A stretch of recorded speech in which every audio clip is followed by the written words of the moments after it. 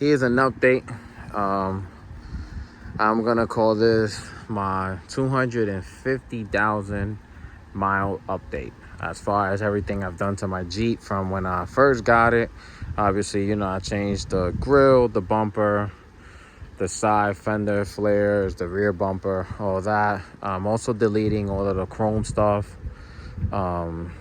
Yes, I upgraded all the Bremos from the SRT wheels, SRT rear bumper, bought the wings and everything.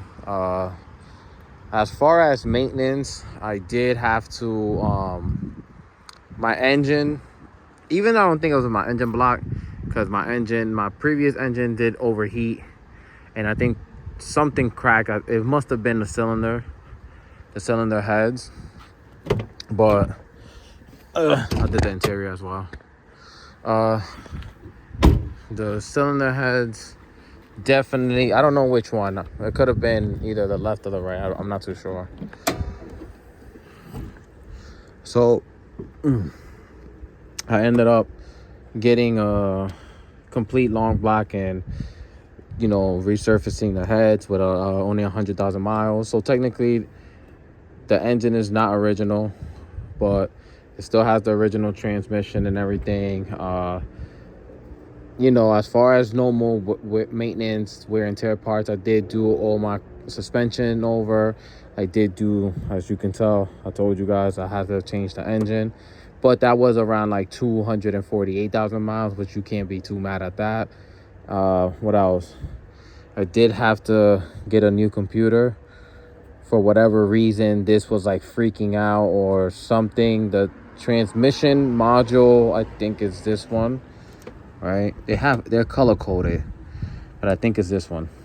One of these was not working, and my car was not reading that it was in gear, even though it was in park. It was like just not. You've seen my other videos, like the indicator was not reading anything. So I did end up changing it's called parking, neutral, and reverse sensor inside the transmission. I did change that OEM. That was like $400. The transmission is running good. I did change the drive shafts. I had to, those are maintenance things, but overall, my car's still running good. Not giving me much issues. As you guys know, I actually do tow that boat, the 24-footer, with this Jeep. That's why I'm also on top of all the maintenance, the transfer case, fluid change, the rear differential fluid change. I make sure I'm on top of all that. I would say every 50,000 or 30, no, every 45 to 50,000 miles, I change those fluids because I do tow with this. And I'm going to be upgrading since you can't really see, but I'm going to be upgrading. I'm going to put a separate transmission cooler, because the transmission cooler is also mixed with the condenser. As you can see, these two lines. So the AC condenser, I think 2/3 of it's for the AC, and the other 1/3 is for the transmission cooler, which is like only from here to up here, like this. Let me see, can I see? Like from like there up. I'm gonna make sure I'm gonna put a whole separate one.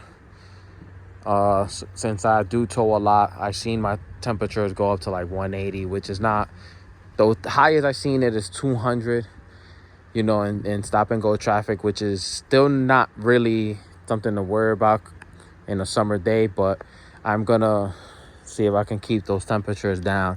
And as you can see, I do have the space, and it could fit right behind that bar right there. I'm gonna show you guys, but this is an update. My Jeep is actually running great.